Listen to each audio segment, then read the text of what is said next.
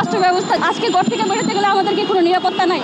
আজকে আমরা স্বাধীন না, আমরা এক মুখে কেউ বলতে পারবো না আজকে আমরা স্বাধীন। ঈদে মেরাজ শরীফ যদি না হতো, ঈদে মেরাজ শরীফ না থাকলে আল্লাহ তাআলার যে প্রত্যক্ষ প্রকাশ, সেই প্রকাশ কি আমাদের মানব জাতির কাছে কখনোই আসতো না।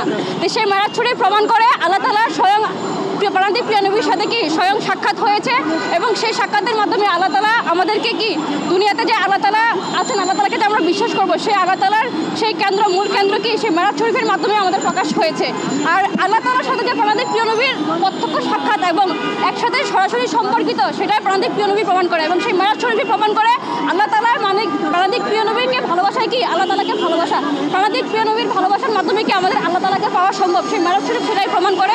আর তার জন্যই আমরা আজকে মেরাজ শরীফের প্রোগ্রামে সবাইকে ঈদ হিসেবে পালন করি। কারণ এটা যদি আমরা মেরাজ শরীফকে যদি আমরা না জানি, এটাকে যদি আনন্দ হিসেবে না উদযাপন করি, আল্লাহ তাআলা যে প্রকাশ পেয়েছে সেটা তো আমরা জানতাম না। তাহলে সবাইকে আমাদেরকে সেই ঈদে মেরাজ শরীফ হিসেবে মানে ঈদ হিসেবেই পালন করতে হবে, কারণ এটা আমাদের জন্য আনন্দ।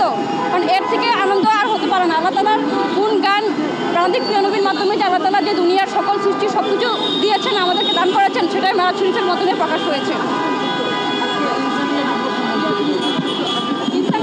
আমাদের একটা রাজনৈতিক দল, এখন আপনারা সবাই জানেন। আর ইনসানিয়াত বিপ্লব বাংলাদেশের যে কার্যক্রম কথা বলতেছেন, আমাদের প্ল্যাটফর্মের কথা একটাই কি, যে সবাই যার যার আকীদা, আধ্যাত্মিক, আদর্শিক, রাজনৈতিক সবাই যার যার নিজ নিজ মতামত সব কিছু নিয়ে কি চলবে, কেউ কারোর উপর জোর করে চাপিয়ে দিবে না। কারণ ইসলামে বলা আছে কি লা ইকরাহা ফিদ্দিন, মানে কি যে ইসলামে কোনো জোর জবরদস্তি নাই। আর ইসলামের নাম করে কোনো কি রাজনৈতিক সংগঠনও হতে পারে না, কারণ একটা রাষ্ট্রে কোনো ধরনের কোনো একটা নির্দিষ্ট ধর্মের লোক বসবাস করে না। একটা রাষ্ট্রে হিন্দু, বুদ্ধ, খ্রিস্টান থেকে শুরু করে প্রত্যেকটা ধর্মের মানুষ বসবাস করে, এবং সেই প্রত্যেকটা মানুষের কি বাঁচার অধিকার, নিরাপত্তা, স্বাধীনতা, চলাফেরার সব কিছুর অধিকার আছে। তাহলে কি একটা ধর্মীয় ভিত্তিক ধর্মের নাম করে কোনো রাজনৈতিক দলও কি হতে পারবে না। ইনসানিয়াত বিপ্লব বলছে কি রাষ্ট্র সবার, দুনিয়া সবার, সব মানুষের, এখানে সবাই নিজ নিজ মতাদর্শ, আকীদা, আদর্শ নিয়ে স্বাধীনভাবে চলাফেরা করবে। কেউ যদি 2 2 4 বিশ্বাস করে সে তারটা তুলে ধরবে, কেউ 2 2 5 বিশ্বাস করলে সে তারটা তুলে ধরবে। তবে সেটা কিসের মাধ্যমে? জ্ঞানের মাধ্যমে। কোনো হানাহানি, মারামারি, হামলা, আক্রমণ, ভাঙচুর, আগুন এগুলোর মাধ্যমে না, স্বাধীনভাবে, সুন্দরভাবে, জ্ঞানের মাধ্যমে। কোনো মানে মানুষের প্রতি কি কোনো ধরনের হানাহানি যাতে মৃত্যু না হয়, মানুষের যাতে আঘাত না হয়। কারণ ইনসানিয়াত বিপ্লবের শিক্ষাই, যে ইনসানিয়াত বিপ্লবের আরেকটা শিক্ষা কি, যে একক গোষ্ঠীর নামে রাষ্ট্র এবং ধর্মের নামে অধর্ম উগ্রবাদী রাষ্ট্র হওয়া যাবে না। একক গোষ্ঠীর নামে যদি রাষ্ট্র হয়, একক বস্তুবাদী জাতীয়তাবাদের নামে রাষ্ট্র হয়, সবাই কি সবার কি করবে, যে যার যার নিজ নিজ গোষ্ঠীর অধিকার চাপিয়ে দেওয়ার, অন্যের উপর চাপিয়ে দেওয়ার চেষ্টা করতেছে। ইভেন বিগত স্বৈরাচারী সরকার থেকে শুরু করে এখন বর্তমান নব্য ফ্যাসিস্ট থেকে শুরু করে আমরা যদি তাকাই, প্রত্যেকটা গোষ্ঠী কি করতেছে, প্রত্যেকটা দল কি করতেছে, নিজেরা ক্ষমতায় আসার পর কি অন্য দলের, নিজের দলের সবকিছু অন্য দলের উপর কি চাপিয়ে দেওয়ার চেষ্টা করে। মানুষের স্বাধীনতা নেই। কারণ আগের ফ্যাসিস্ট সরকারও কি করেছে, মানুষের অধিকার ছিল না, তাদের কথা মতো কেউ বলতে না পারলে কি আপনাকে খুন করা হবে, মেরে ফেলা হবে, গুম করা হবে। এখন বর্তমানে নব্য স্বৈরাচার বলেন, নব্য ফ্যাসিস্ট বলেন, এখনো বর্তমানে সেটাই চলছে। আজকে আমরা ছাত্র আন্দোলন যেটার জন্য করেছিলাম, সবার নিরাপত্তা, স্বাধীনতা, চলাফেরা করার জন্য, বাট আজকে কি আমরা সেই স্বাধীনতা পাচ্ছি না। কিন্তু আজকে ঘুরে ফিরে সেই স্বৈরাচার যাওয়ার পরও আজকে আমরা সেই পতিত নতুন স্বৈরাচার আমাদের কাছে উদ্বোধন হয়েছে। এই স্বৈরাচার সরকার পতনের পর 5 আগস্টের পর থেকে কি বিভিন্ন মন্দিরে হামলা, মাজারে হামলা, বিভিন্ন জায়গায় মানুষের সব কিছুতে হামলা হচ্ছে, স্কুলে হামলা, ভার্সিটিতে হামলা। এবং গত রাতেও দেখলাম আমরা কি যে বিশ্ববিদ্যালয়ে মারামারি হামলা হয়েছে, সারা বিশ্ববাসী দেখেছে।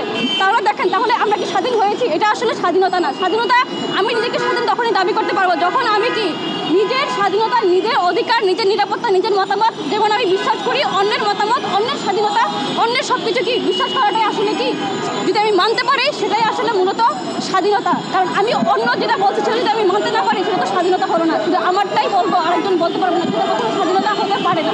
তাহলে সেটার ভিত্তি করে ইনসানিয়াত বিপ্লব বলছে সবাই আসুন, সব ধর্ম, বর্ণ, পুত্র সব কিছুকে ভেঙে দিয়ে সব মানুষের সমান অধিকার, সমান রাষ্ট্র ব্যবস্থা সব কিছুকে নিয়ে স্বাধীনভাবে যাতে আমরা চলাফেরা করতে পারি, এমন একটা রাষ্ট্র ব্যবস্থা যেখানে সবাই নিরাপদ থাকবে। সবাই আজকে ঘর থেকে বেরোতে গেলে আমাদেরকে কোনো নিরাপত্তা নাই।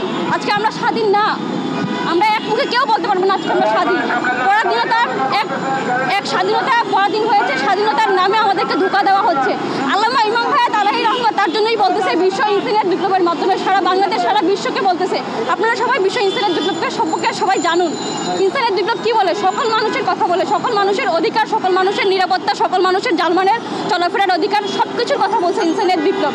তো সবাইকে বলবো যে ইনসানিয়ত বিপ্লবে আপনারা আসুন, সবাই দেখুন ইনসানিয়ত বিপ্লব কী বলে, সব মানুষের অধিকারের কথা বলে, সবার আহ্বান। 5ই আগস্টের পর সরকার পতন হয়েছে, কিন্তু স্বৈরাচারী যে কায়দা সেটা এখনো কি বিরাজমান আছে কিনা?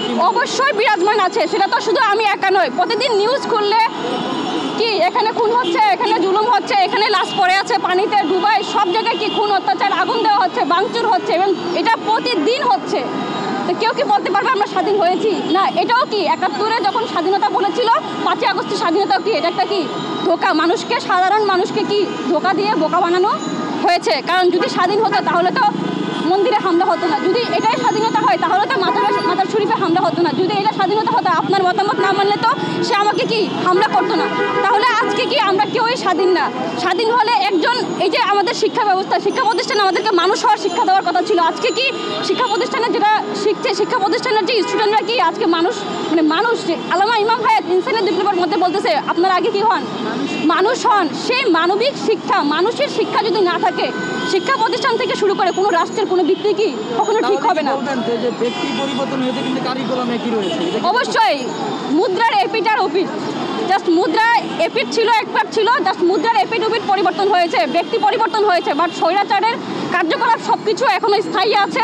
আর তার জন্যই আমরা ইনসানিয়ত বিপ্লব বাংলাদেশ 5ই আগস্টের পর থেকেও, 5ই আগস্টের আগে বিগত 16 বছরও আমরা কি সেই স্বৈরাচারের বিরুদ্ধে আমরা কথা বলেছি, প্রতিবাদ করেছি। 5ই আগস্টের পর থেকেও যত ধরনের অন্যায় অবিচার জুলুম হচ্ছে সেগুলোর বিরুদ্ধেও আমরা প্রতিবাদ করছি। ইনসানিয়ত বিপ্লব বাংলাদেশ একমাত্র একটা দল যারা সবগুলো অন্যায় অবিচার জুলুম, সেটা যেই দলেরই হোক না কেন, প্রত্যেকটা মানুষের হয়ে আমরা সবার বিরুদ্ধে যে মিথ্যাচার জুলুমের বিরুদ্ধে আমরা প্রতিবাদ করছি ইনসানিয়ত বিপ্লব। এবং সব মানুষকে নিয়ে এগিয়ে চলার জন্যই আল্লামা ইমাম হায়াত ডাক দিচ্ছেন এবং বলছেন সব মানুষ ভাই ভাই, মানবতার দুনিয়া চাই, নিরাপদ জীবন চাই, মানবতার রাষ্ট্র চাই।